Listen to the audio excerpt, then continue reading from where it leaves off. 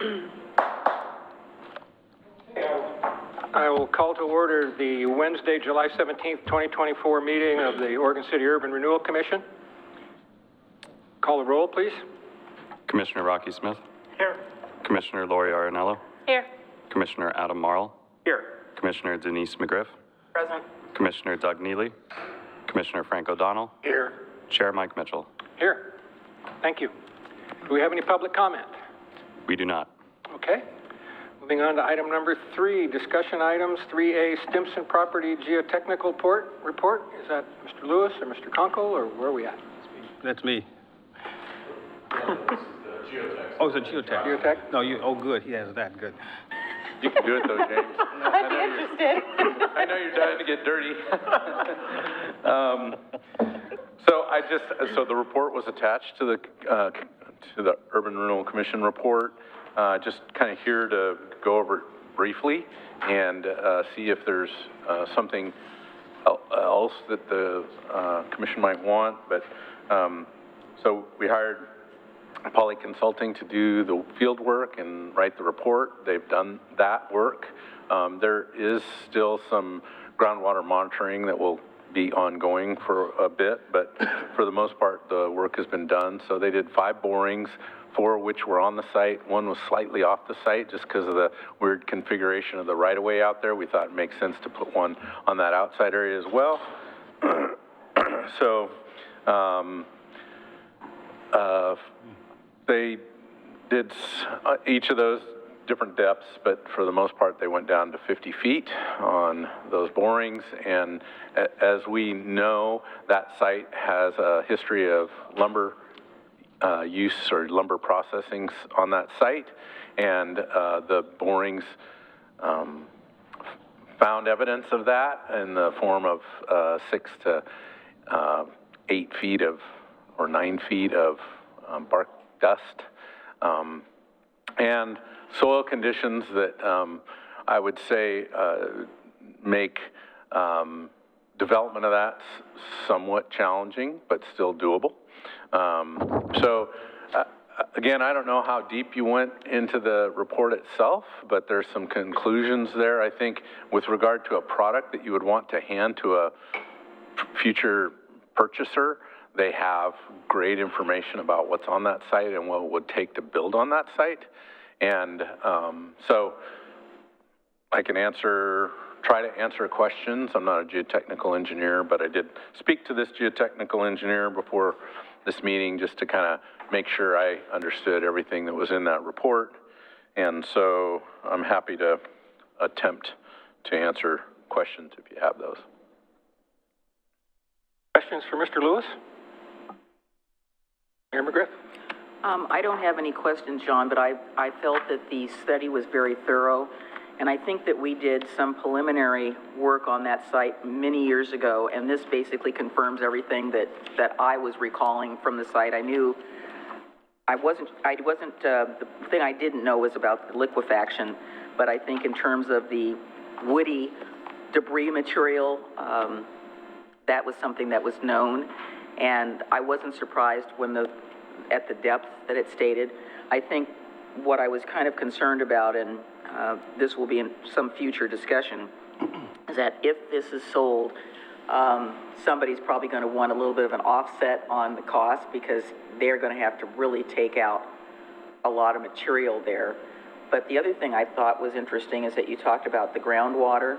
So let's say it's excavated, then could it be refilled with something that would be more suitable for a foundation or a footing if they can get down far enough?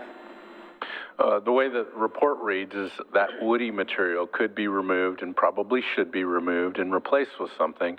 Just know that that load, because of the soil conditions even below that, will also subside. Right. And still has that liquefaction concern. So the foundation on this, on a structure there, is likely to be a deep foundation, pile-supported foundation of some sort like that. You know, there's some other mechanisms on the Cove site. They actually drilled and kind of utilized concrete as a kind of a column system. So there's probably lots of innovation in how they could do that. But the bottom line is the soil conditions there aren't going to support a building without a structural, geotechnical solution. And I think so, the other thing to remember here is that any building is going to be on pilings in order to get right. above the floodplain. Floodplain, right. So I think really this is explaining partially too, how far you're going to have to go down, right, to get to something solid when you're driving That's what I the was pile. looking for in the report, to see Yeah. whether they gave some indication of how, I mean, because we're talking 6 to 8 feet of not so great stuff that was from the mill. And then So you go down I think you got another 30 to 35 feet. That's what I was wondering. Yeah. Okay, that answers that question. yeah, I think the borings didn't go that deep, but I'm going to get your last name wrong. I'm going to call you Lori. You were pointing out the That's a safe depth. The option. depth of the piles was, I think he's estimating at 80 feet. So And that's that's below the overburden removal, correct? Or is that if we remove the overburden refill? No, That's I right. believe that the pile length goes to 80 feet. Okay. 280, yep. To 80 feet. So, Goes what? Sorry? I'm sorry. Goes how far? What did you say? It goes, what I believe, from the ground surface down 80 feet. 8 feet. Yeah, that would 80. 80. 80. 80. 80. Remind me, on that site, do we have a height restriction of 2 stories on that site currently? No, Within a 75. certain I believe it's 75. distance from the interpretive center, there's Yeah, a it's- height limit, but I don't know what that is, 500 feet or, I It's- don't know. Do you It's remember? part of it is in that zone and part of it's not. That came up. Yeah. We had a map. The last time. Yeah, if Few you're gonna meetings dig ago. down and need to dig down to put a parking garage, my assumption would be we might be limited in what we can build that would accommodate the depth of the parking garage we need to build on that site. If it's gonna be, This is not coming. Right, there's also Feasible. floodplain, so you're Yeah. in the floodplain there, so any finished floor elevation, maybe, Luckily I copied. parking can be in the floodplain as long as it's not considered a fill, yeah. but, Is your mic on, John? Yeah, yeah, sorry. Move it closer. So anyway, I think the question was how deep. I guess there was another question about, removal, piles. Yeah, there's some complications, but I would say that, there's still lots of viable options for how you would deal with that. In fact, I think the commission talked a lot about like a hotel kind of a structure. That seems doable on that site with some engineering and Yeah, I was gonna say, pile how much supported. engineering? Yep. Okay. Offhand, how far below how far do you have to come up just to get out of the floodplain on that site? I don't recall. I want to say that the train station deck is that elevation. But I don't, just relationship wise, I don't know the number of feet for this site. Okay. I don't know, James, you don't know that, do you? But the train station's out of it. Train station, Yeah, and a good visual the Yeah, that trail would- site is yeah. a little above, but it's still got flooded, Yeah. but it's somewhere around there. Yeah, not, again, something that is a challenge, but not insurmountable. Nope. no. Engineering I mean, has it's not like changed over the years. They've gotten much better. Right. When we looked at this 20 years ago, everybody was like, okay, we can't do anything with it because we didn't have the engineering capability that we have now. So, Other questions for Mr. Lewis? Commissioner Neely? It's not a question, but as a follow-up, is this the time for some other discussion about this? I was wondering basically, in terms of the description, whether there were things that the Urban Renewal Commission might want to invest in that has to be done anyway to make the site more attractive. It's our property. And I mean, like excavating that stuff out of there yeah, or something exactly. like that, or? Yeah, yes. My feeling is we wouldn't know where to excavate without a footprint or foundation map. We don't want to remove all the overburden if we don't have to. So it might not be worth it until we get a I'm just plan. wondering if it makes it a more attractive site for people to look at. Good idea. Yeah, it's not shovel ready, certainly. Yeah, I think that would be something for us to consider, maybe once we have the appraisal in hand. Because there are 2 tracks we could go. One is we tell a developer, here's we know what the problems are, go. Or we correct it to try to make it more profitable. And how that pencils out dollars and cents, I don't know. But maybe once we have an appraisal, we'll know more.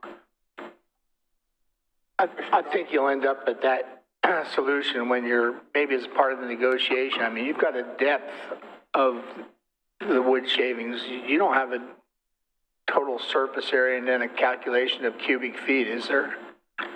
No, they don't, they wouldn't take it to that level because there's too much uncertainty between the 5 locations, right? So they just show you what they found at those 5 locations, and that would be what a developer would go by. If they wanted to do more due diligence, they could do that with a lesser study. So they could just use some, more of an air track kind of a probe system just to kind of see if there's other locations around there. But I completely agree with the fact that I wouldn't suggest the Urban Renewal Commission step out and do something to mitigate these without knowing, what's the end game. Nor would I. In fact, I tend to agree with Ms. Arenello that we don't know the actual footprint of whatever might be proposed there. That would be the limitation on what needs to be removed. So recognizing that, my question was that they talked about liquefaction, which I understand the term. Is there a subsurface flow that I missed that contributes to that, a flow of water from grounds above? No, there is, this site has a storm drainage system from a portion of Washington Street that flows through it. And there's obviously, if you looked at 205, there's 2 large square concrete culverts that are on the other side of the railroad. And so the water flows kind of through this site, under the railroad, and then eventually under 205, and it's all in the floodplain. So the challenge isn't necessarily that. In the report, it talks a fair amount about the moisture content of the soil. So this actually stays wet all year round at a fairly low depth. I think the piezometer, they were finding it at 20 or 21 feet deep, and so it's pretty high moisture content. It's, again, these soils that hold a lot of water. And so that's the liquefaction comes from the earth, the big one. Sure, or maybe that's right. even something less than the big one. It's going, any kind of structural foundation that you have is going to be impacted by that. Yeah. So.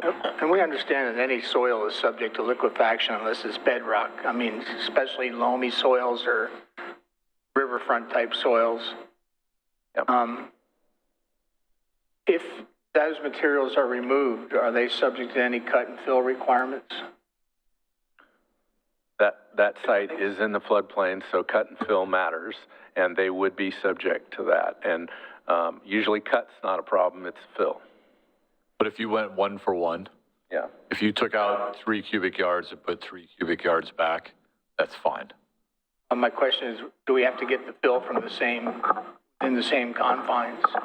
No, I mean, we'd use clean fill. It's just, it's more of the mathematical calculation. Okay, sure. So if we took out 3 and we put back 4 cubic, we'd have to cut somewhere else in the basin. Okay. So as long as we're 1 for 1, I believe we're fine. But doable. So that's what I need to know. I'm good, thank you. Okay. Other questions? Yes. Would there be the ability to use like LiDAR to see how far down this stuff goes, if it goes beyond, ground penetrating radar, be able to see the width and the depth of what we've got to deal with there? Well, sure. LiDAR or ground penetrating radar is something that we didn't have a requirement for. No, I know that. I'm just saying. It is fairly successful at kind of helping determine where's this zone and what's the quantity of that zone. But I mean, it's a narrow, long site. We know the history.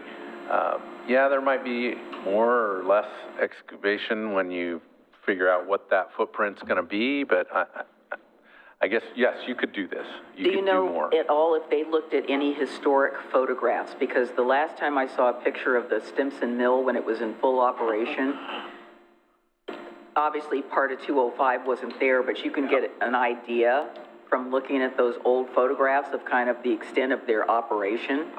And I didn't think of that until after we got the packet, and I thought, oh, I wonder if they probably didn't go to any sources or historical society here to see whether there were any pictures.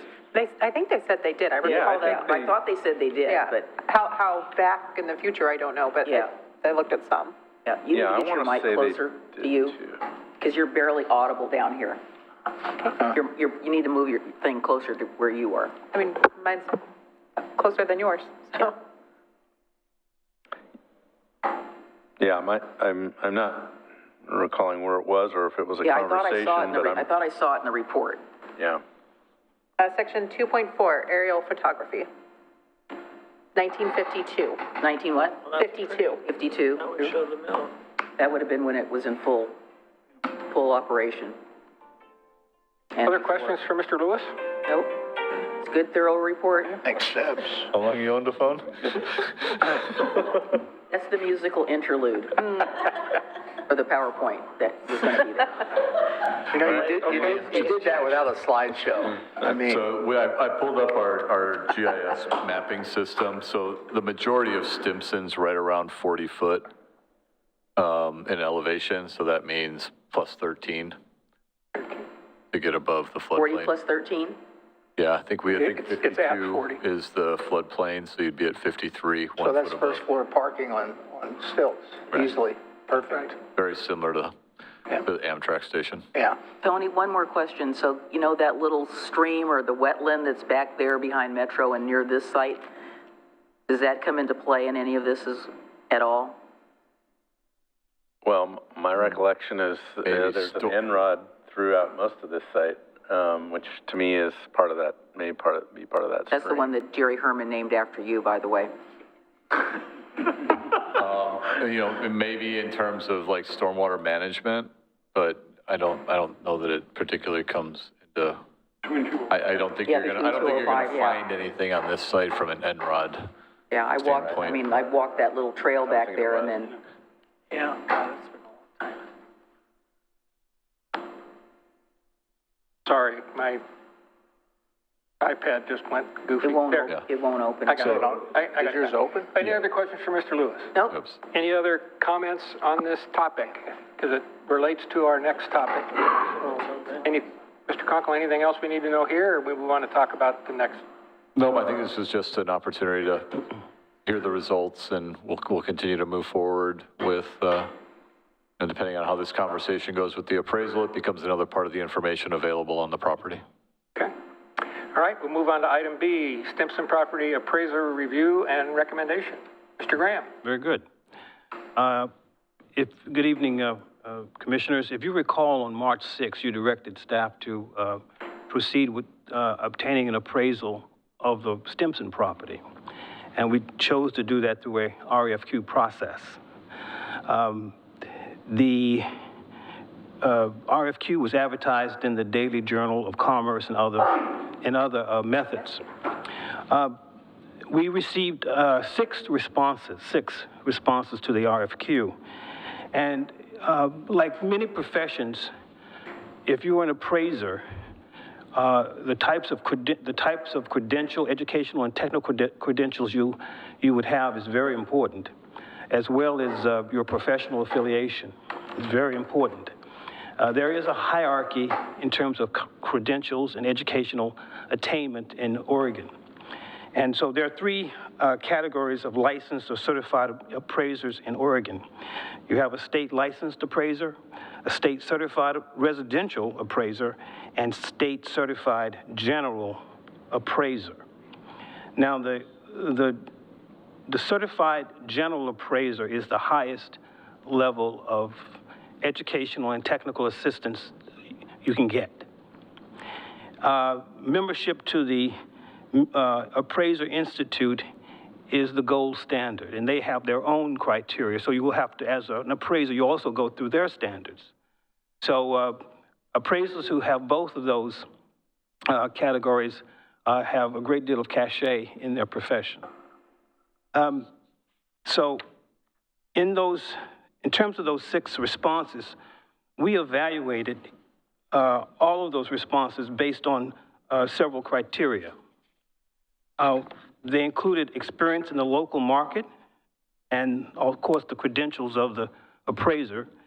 It also included degree of experience of the appraiser and degree of direct involvement in property appraisal, because some appraisers will be indirectly involved and others will be directly involved. Sometimes an appraiser will allocate or ask an assistant to gather information or actually even review the appraisal of other appraisers. So the degree of direct involvement was a concern. And then, of course, the cost in terms of the criteria. So with that said, and after examining all that criteria, we recommended 2 appraisers to take a look at, and it was the Portland Valuation Group and Moscato, Akineska and Associates. And both firms have done work, more work than their competitors in the local sub-metro market. Sub-metro market being Sherwood, Wilsonville, Happy Valley, Lake Oswego, and Oregon City. And the appraisal work of both companies were also competitively priced. And of course, both businesses are relatively small, and therefore most likely to be more responsive to our needs. So after evaluating those 2, staff recommended that we would go with the Portland Valuation Company because this particular company has done work in our area, even including Oregon City. And they were competitively priced, although they were not the least expensive. They were one of the least expensive. And as I said, they have done work in our local market. So, and it's a small company. And also in terms of direct involvement, because it's a small company and all the professionals involved with that, 2 of the main professionals, I should say, involved in the appraisal process have both received the highest level of certification, as well as affiliated with the Appraisal Institute. So they are fine professionals, and they have a small staff, and they've done work in our local community. So with that said, we're recommending Portland Valuation Group to do the work. Any questions? Questions for Mr. Graham? I guess I have one. Are they, in their work, are they familiar with evaluating the impact of a geotech report like this in the valuation of property? Yes, they are. And also, I failed to mention one other thing. To answer your question, yes. But I also failed to mention one other thing is that they are familiar with evaluating properties owned by urban renewal agencies.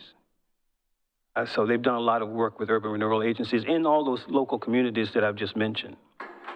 Okay. Thank you. No questions for Mr. Graham?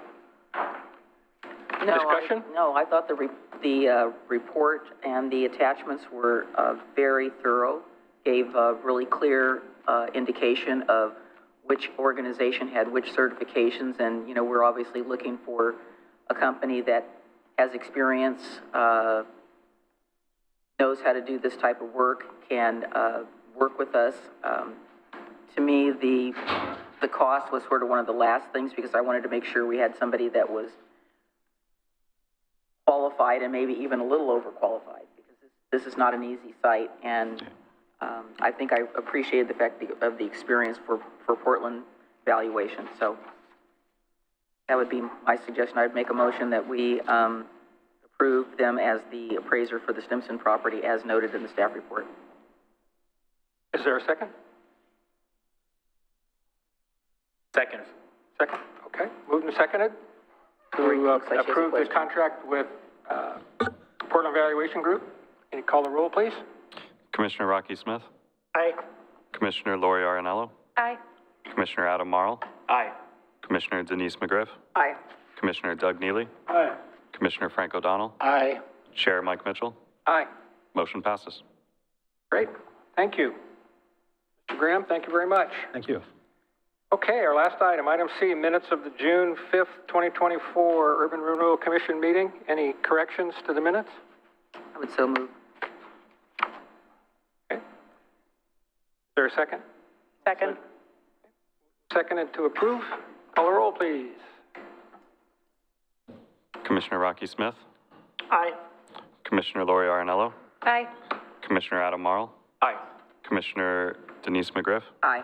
Commissioner Doug Neely, Commissioner Frank O'Donnell, Aye. and Chair Mike Mitchell. Aye. Motion passes. Chair Mitchell, just a quick Yes. question. Yes. Mr. Graham, so assuming that there's no issues with the contract and getting it signed and getting it all authorized and everything, how soon do you think they would be able to start? We're probably are you talking August or September, maybe? We're looking at August. August, so sometime in the middle of August, and we'd anticipate, what do you think the length of time? Probably the latter part of August.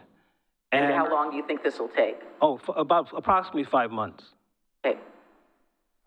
I'm sorry, what? 5 months. 5 months? They got a lot of research to do. Good, we should still have this. Yes, before, yeah, I'd like to. That's right. I'd like to get that off the dime before the end of the year. I was Agreed. hoping we'd Be talk nice to move forward. October, maybe sometime in there, that, not December, but, Now, it could be sooner, but we've allowed them 5 months in the RFP. And that's pretty standard for this kind of That is project? standard. This is a complicated piece of property, and it's as you can appreciate. Great. Thank you. could it be a suggestion that they maybe get it moving before second? It does seem like an inordinate amount of time to me, 5 months. I mean. Well, I'm just thinking, okay, so if they start in August, we got September, October, November. So if they got it by early December, that would be ideal. And the reports they're being furnished with removes the unknowns. Right, but they still have to digest it and deal with it. Well, it's now July. I don't really want to hope that it doesn't have to be done in December. No, I'm with you. I'd rather have it by October. Well, I was saying October, November. So let's encourage them to move with all due haste. Mr. Graham, you can give them a prod from us. I have no problem with that. Okay, thank you. And I feel a whole lot better about this meeting now because I just saw a second ago that we're going to get a slideshow from Mr. Lewis. It's a complete meeting now. Mr. Lewis. Lazarus rises from the dead. I don't think it was dead. I think they were on life support, but not dead. Yeah. Oh, boy, what are we gonna do? How many slides are in this? Yeah, there's really 7 slides, so it's pretty 7? succinct. Yes. So again, thank you for. Well, I guess are we into? Yeah, I think we're in the community, or we Did you voted say on the minutes, 7? correct? 7? Okay. You're losing your mojo, my friend. Well, it's one. Yeah, there- we there's voted an on the minutes, so we're on to There's an 8 communications, slide so- that has questions, but so I'm trying to hedge my bets a little bit. Thanks. Was there other communications you wanted to do first, or are we on to this? No, I was just gonna say, under communications, we're gonna give an update on the Cove water quality study. Okay. Yep. Sorry. I We're good took to away go. your introduction. I'm sorry. No, we're good. Yep. Okay, so yes, this is an update that I think commissioners were interested in seeing. There's nothing conclusive here that we're offering at this point. If you remember, we've got the rest of the season at least to kind of get a better handle on what we expect or what we find in the Cove. Say that again? Well, we started sampling in April. April, okay, that's what I was trying to remember. Okay. Just a reminder, project team, Mark Rosenkrantz from Aquatic Insight was the successful consultant. Marcos Kubo is our water quality coordinator. He's kind of trying to shepherd this along. James and Tony and I have been pretty involved.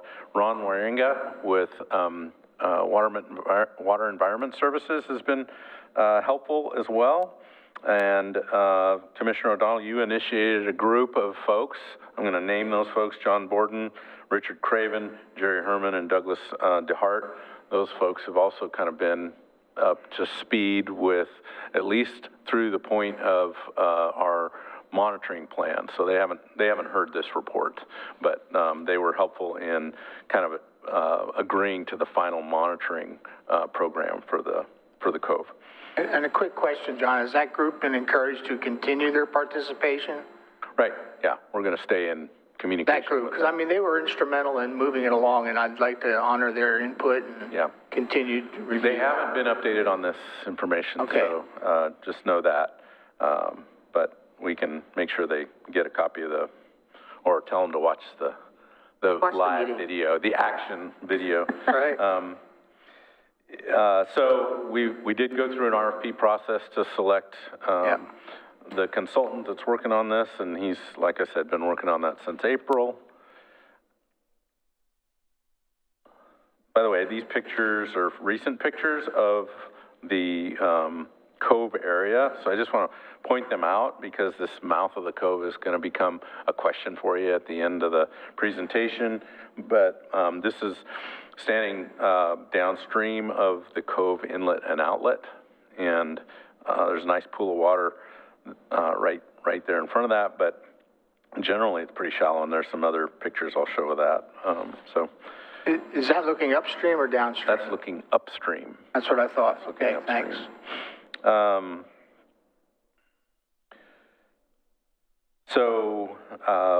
Yes, we've got in that scope of work, we've got this stakeholder involvement that's really working with this kind of stakeholder group. We've got some data compilation, so they did all the historic review of other studies and anything that they could find in that area that we had records of or that they could find on their own, any DEQ records, they've gone through all that. They provided us with a draft water quality monitoring plan, and then we shipped that out to our stakeholder group and to Ron Waringa with Wes. We all kind of got back in a room together and kind of agreed that looked very good. We added a couple little small items or adjustments to that. And even before that water quality monitoring plan was in place, Mark was out there sampling. He started, I want to say, I think I've written it down, on April 23rd was when the sampling started. Oh, and back to the picture. So this picture is upstream of the cove inlet, but it's the narrow little bit of water that comes, that the rest of the river kind of splits away from. And the things that I notice up there, and I think I've got a better picture, but there's a lot of swimmers and park users and river users that build these little check dams just to play in or do those kind of things. So you'll see a lot of that. Obviously you see the kayaks are out of water because it's really not deep enough to do much kayaking at that point. But there is flow. I will say that. Shallow, but there is Too far. So not the expectation that you review the schedule, but this was in the request for proposals and in our contract, so we're moving along according to plan. As I said before, cove sampling's been going on since April 23rd. We've also been doing river water sampling since May 21st, and we're doing it in that area that showed up in that last slide. It's a 12-month schedule and contract commitment, and not that we have a crystal ball, but these kinds of projects generally have longer terms for monitoring to figure out. You get one season, and that might tell you a lot, but typically you go longer than that. So I would anticipate some form of sampling. Maybe some of that's volunteer sampling that could happen in the future. We've talked a little bit to Wes about Water Environment Services about that, and same with our own watershed councils. So there may be that opportunity.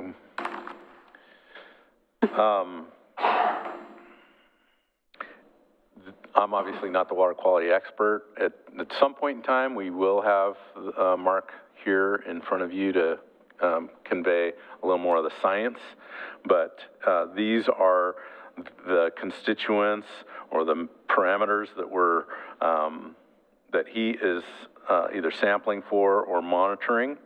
And so I won't go through each of those, but the whole idea of this is to characterize the current conditions of the cove and to some degree that inlet water that's coming from the river. So this is one of those check dams. This is my dog Sissy's first debut on film, so that's Sissy there, if you're curious about my dog. Let's see, data trends. On July 9th, the cove surface water temperature was measured to be 79.5 degrees. The river water coming into the cove, interestingly, was 80 degrees. Sampling is occurring at a range of depths in the cove. And currently, the phytoplankton levels in the cove typically shift towards this cyanobacteria that we're really kind of concerned about, so that blue-green algae in late July. So Mark is in there sampling pretty regularly, trying to continue to sample at different river, cove elevations. And so we'll be able to see if we're going to see the likelihood either in late July or early August, cyanobacteria bloom. And this graphic is really just kind of showing a point in time kind of measurement that he had. Do you know what the RDO concentration in blue is? It's a dissolved oxygen. I forget what the R stands for, but it's dissolved oxygen.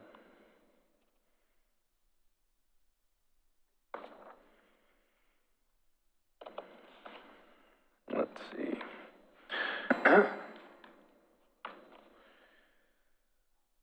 So this picture, by the way, is again downstream of the cove, where the water kind of makes its way back towards the rest of the Clackamas River.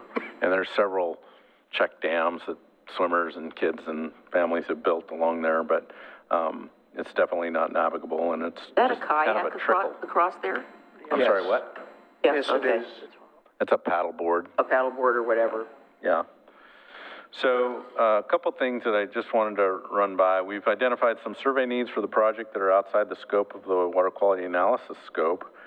Our expert is measuring water surface levels and establishing kind of a hardened marker. So he's got a marker that he uses to kind of tie that in, but trying to tie that to the elevation datum that the rest of the world is using and what's in the area has yet to be done. So we need two benchmarks because he's got two of these, one over by where the sheriff used to keep its boat, and the other one's near the inlet.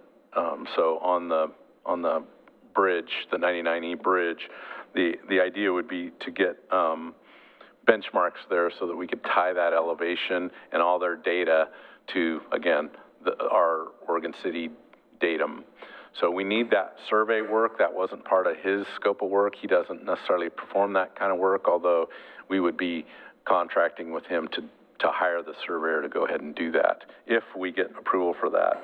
The other little piece of work is, if you remember in the scope of work, there was some hydraulic modeling that has been built from back in 2015, and yet this kind of mound of gravel has changed quite a bit. Just the bottom configuration of the river's changed quite a bit.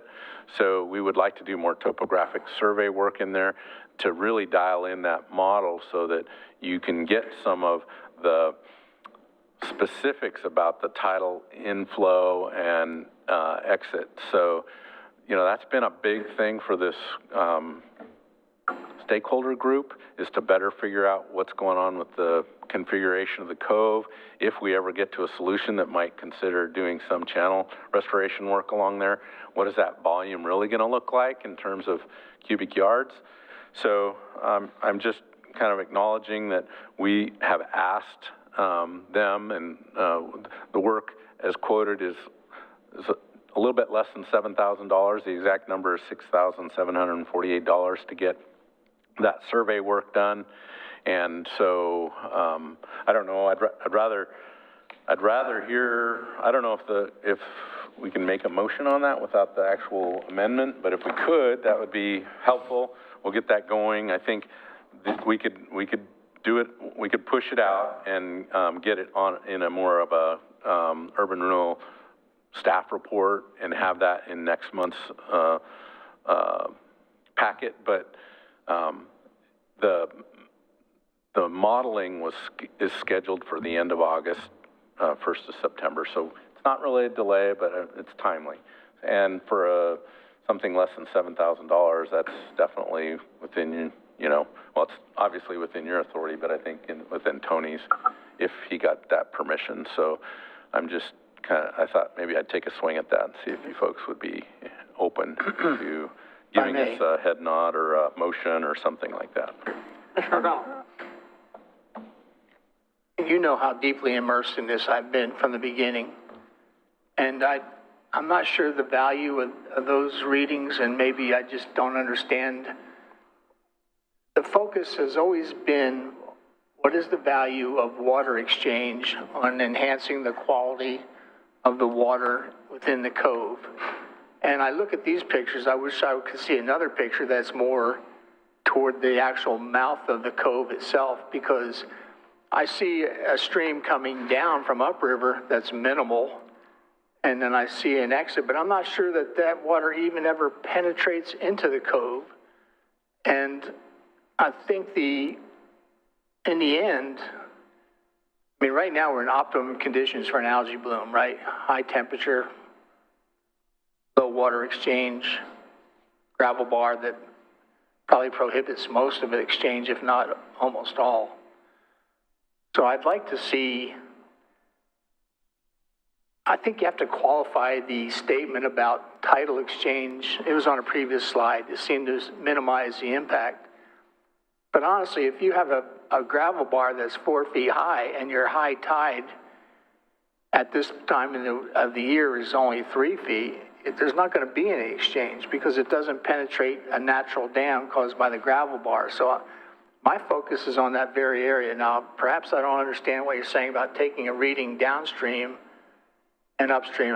Is that to determine water quality, or are we determining relative elevations, or what are we doing? Yeah, so there's really two things. Those two benchmarks that we need, we definitely need those. Those are things that are going to take his readings, his elevation readings, and tie them to the model, because it's got elevation information, river bottom, river height elevation information, tie it to that with accuracy. And so those two benchmarks are pretty critical. They would be, the numbers I've seen are more like in that $2,000 range to get those two benchmarks set. The balance of this is really about perfecting that hydraulic model. And you're right about the tidal influence right now. Yeah. There's no way. It'd have to be a tidal wave, right? Yeah, so I think so. That's not what we're talking about. We're talking about during higher flow conditions, what does that river channel really do in the Clackamas River to feed the cove, and how does that impact, the cove and some of the biological effects that are happening in that cove water.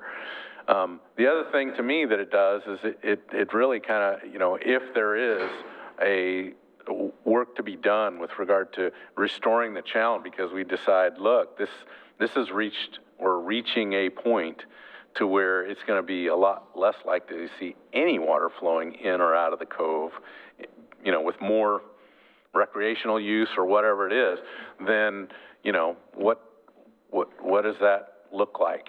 And that's where that kind of, it's typically a bathymetric survey, which is done when the river levels up, and you get a bottom survey. In this case, we can do it in the summertime and get a pretty good value. They can cover a lot of ground because there's no water to have to. I get the concept. I hope that one of the elevations included is the relative elevation of this gravel bar at all points of access.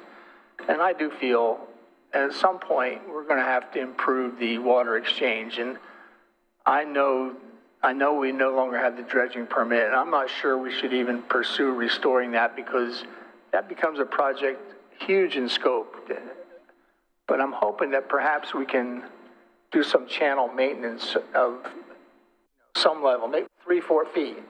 That would give us access for kayakers and promote an exchange, a seasonal exchange. So those are just the thoughts, because I truly do feel at some point the title exchange will contribute when there is an actual title exchange, which there, as we just agreed, they're currently almost non-existent. This time of year. Yeah. And this is the critical time of year. It's a combination of factors: heat, volume, water temperature, all those things. So, Commissioner Neely? I think one concern, excuse me, one concern would be if you're talking about bringing water from the Clackamas into the cove to cool it, I think you'll have the agencies very concerned about bringing in cooler water into the cove and exiting with warmer water. They want to keep that cold water in the Clackamas River, because that's where the migration occurs. and I'm not sure how successful you would be to simply improve the channel, say by a depth of 4 feet. How much Clackamas water, river water, actually enters as it flows past, as opposed to an exchange of water during a tidal flow, in and out. So I'm not sure we'd impact, and I understand your concern about the Clackamas River itself and and the fish considerations and all that, but I don't think we'd be impacting it because of the dynamics of flowing past without flowing in, as opposed to input from a tidal exchange. I understand the concern, and I don't disagree with it, Doug. Okay, so you mentioned something less than $7,000. Was that for? Right, what I was trying to get was was... that for both of these items? Right. I'm trying to get a motion from the Yeah, Urban Renewal Commission to that's give what I was gonna give ask. staff the authority to move forward with that. And I hear all these pieces. I'm just telling you right now, it's the right time of year to get that done. I think there's value in that. And I know there's value in the benchmark piece for this particular study. For the modeling, I have to advocate for that too, because I think that will also help inform the end results of this study. Whether it's got to do with the dredging or permitting in the future, anything like that, we'll have that information, and it'll be good information for the commission to have. Commissioner Arenal, did you have a comment? Yeah, can you help me to understand why these benchmarks were perhaps missed in the original scope? Why are they being added now? Did these come out of the discussions the team had? Well, I think we were pretty focused on the water quality sampling piece and not necessarily recognizing how important that sampling and lake cove level information was in terms of trying to tie that to the model that we have. Okay. So that 2015 model, and we've actually, there was a benchmark years ago when they did some bathymetric survey around there, and we have been unable to find it, or the surveyor that did that work is no longer around. So yeah, that we always thought if we needed a benchmark, oh, there's got to be one there because we did the bathymetric survey, but we haven't been able to find that. You know, and the only observation I'd make is every fisherman is aware of a website called Rivercast. It publishes flow rates and river levels daily, and it's on anybody's phone that wants it. So hopefully, whoever endeavors to do this will take advantage of a lot of information that already exists.